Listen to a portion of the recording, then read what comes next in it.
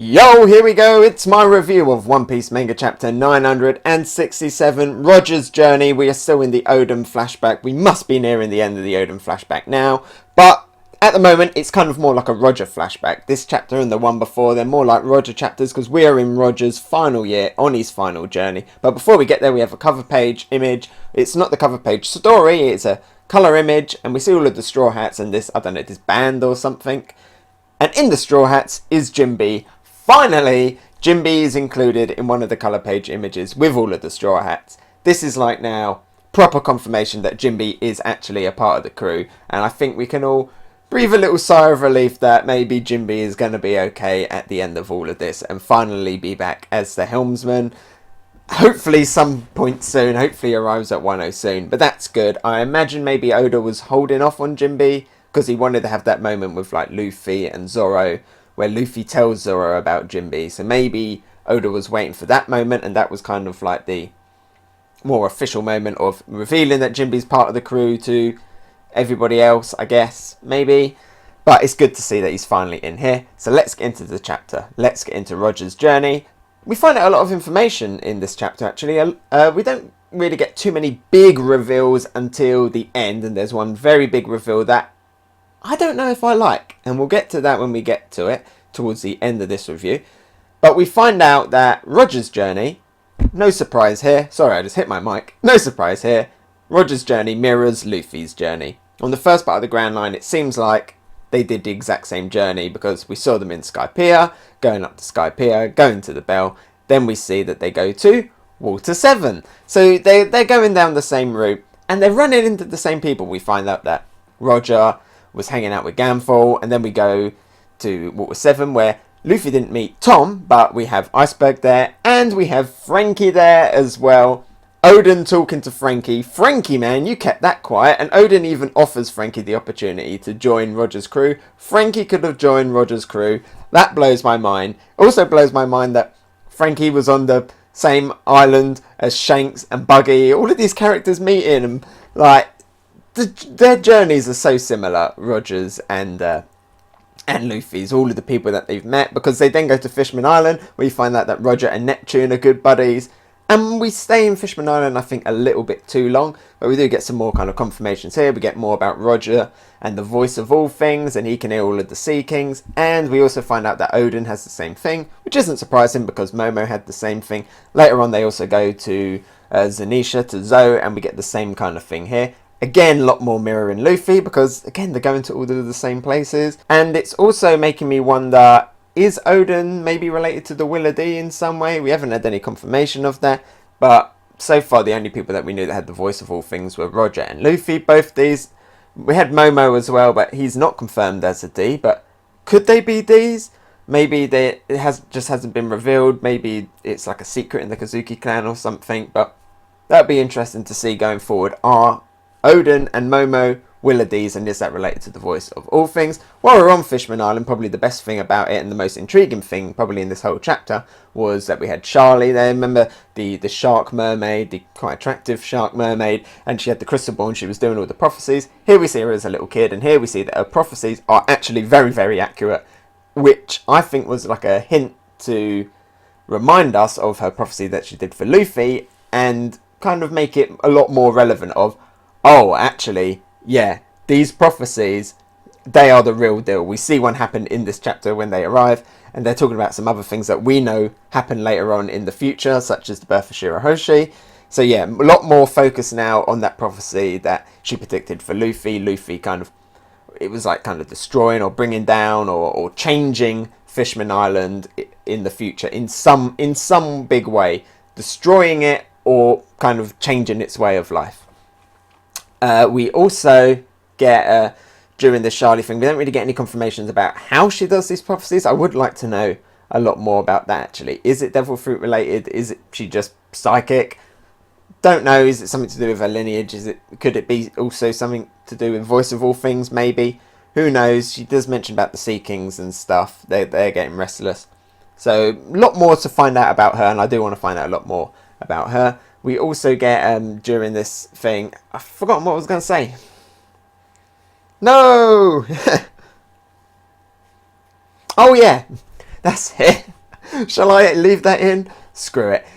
We see Roger's ship with the big egg on it, and there were theories out there that, oh, maybe Shirahoshi is what was in that egg and she hatches, but no, we find out here that Shirahoshi is going to be born in 10 years' time, so I doubt it's that egg, because it's kind of confirming here that Shirahoshi was just a natural birth, Neptune and Orihime, so yeah, I don't think that egg is now Shirahoshi. So something else, who knows?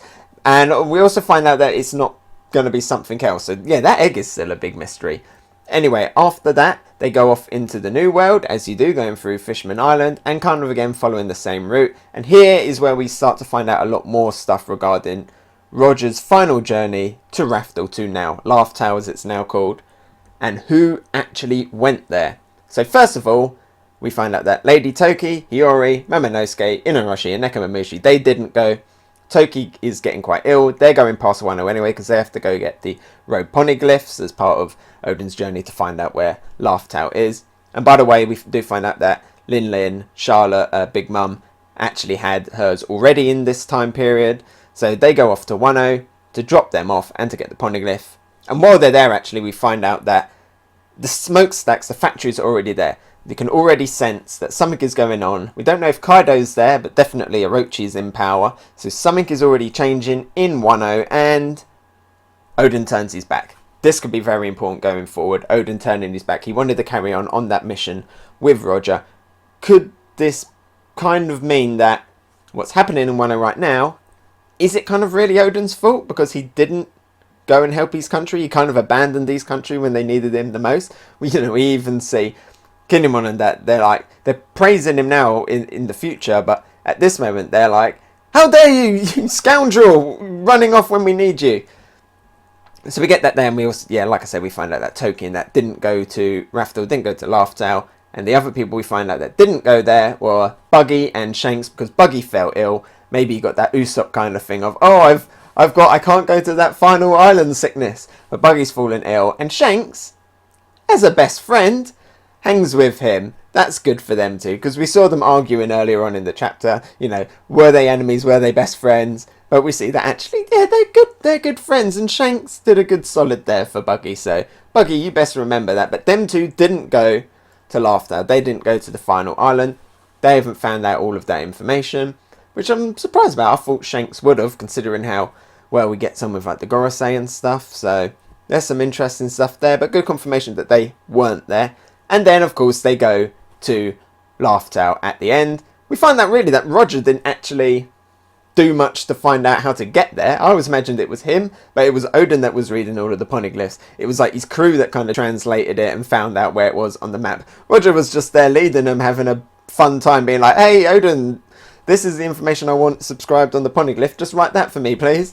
So they go off there. We don't really see too much about what Raftel looks like, because it's all white backgrounds when they're speaking. We just see the characters. We can't see anything of what they're looking at, anything of what the island looks like. All we know is the thing that I do not like, and that is a big hint as to what the One Piece is. And we see Roger looking at something. It looks like he's looking at something big, and he just starts laughing because apparently Joy Boy, yes, Joy Boy had left all of the information there, all of the information about the Void Century, the Will of Thee, all of the information that you need to know about the world is there. And when Roger saw it, he just laughed, and his whole crew laughed, and that's how it's got Raftel. I guess it was just like, he was just so shocked at what he was reading. That's all you can do at that moment is laugh. But I don't know if I like that, because is that telling us that that is what the One Piece is? All of this information? Or did Roger leave something else there? So when I was talking about the egg, so I'm guessing the egg is now not related to the One Piece. So the egg isn't the One Piece, unless he then left the egg there. But if it is this information that Joy Boy is, now we kind of know-ish what the One Piece is. And I imagine it's probably going to be like a giant poneglyph or something like that. Or one big piece of information, like... You had all this theories, like, what's it going to be? Is it just going to be like a single gold coin with like written on it like the treasure was the journey, or is it going to be like hordes of treasure, or is it going to be like a weapon or something? a ship? Is it going to be the Ora Jackson? And now we find out it's this Joy Boy stuff. It kind of ruins it a little bit. It does for me, at least. I'm interested to know what it is, more about it. Interested to know more about Joy Boy. It seems like maybe he was the Pirate King before the Pirate King, the original Pirate King. Obviously, we know he had some stuff going on as well in Fishmen Island.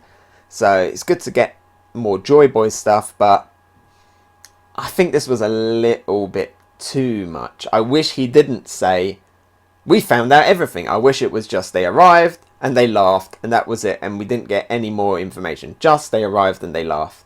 So yeah, that I'm mixed about that. We'll see how it goes. We'll see what happens when Luffy eventually gets there. Should soon, I imagine, be going back to Wano and be going back to the actual main story. I imagine next time we're going to get Oden going back, maybe facing Kaido, seeing the trap with Orochi. Overall, this chapter was good. Lots of good information. It's nice to get them confirmations, like the fact that Buggy and Shanks didn't end up going to Raftel. What happened to Nekomamushi and Inarushi and stuff like that. And it was great seeing Franky. I'm now excited to see if Franky's actually going to mention the fact that he met Oden. He probably didn't even realise, but that's just like a good little bit of connecting there. Franky, man, you could have been on Roger's crew. Instead, he's going to be on the next Pirate King's crew. What a legend. Overall, I'll probably give this one a gold tier. Mixed feelings about the end. So I'm not going to give it full marks. I'm not going to give it gold tier plus. Just standard gold tier. But overall, good. Finally, Jinbe on the front cover. Part of the Straw Hats. Excited to see where it goes now. But kind of getting more excited to get back into the main story as well. Hey, so thanks for watching. What did you think?